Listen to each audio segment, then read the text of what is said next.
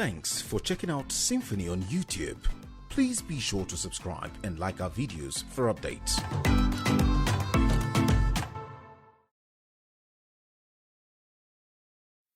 Gentleman is asking the reasons why we would procure a vehicle that we would position at an airport when crashes will happen in remote locations. I think maybe he missed the briefing. The whole intent and purpose of procurement of this type of vehicle, which is a mobile office really for the accident investigators, is because we do realize that accidents happen in remote locations. That's why we need a mobile office to move to the location, as close to the location as possible.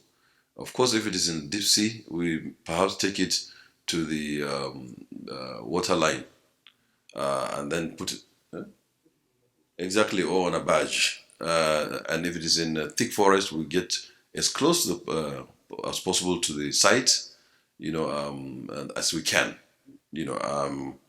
So that's the purpose. So I think the question is understood, and then the answer is as provided. And the whole purpose is a mobile office, and it's extremely very significant and important. You all hear about this missing black box, this, that. So if you have a mobile office with where you can store these items, you get there first. You have a mobile office, get there first, secure the area, and collect samples and use them. And up to speed with the national carrier, thank you very much for the question. It is still on top gear. We're coming back to council, hopefully within the next 2 weeks, to present a memo on the national carrier. We went to council to approve the outline business case for the carrier.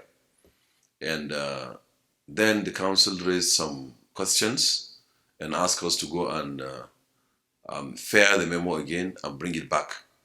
So once it comes back and the outline business case is approved by council, then of course we will now go to the full business case, which is now going to the market and then establishing the national carrier.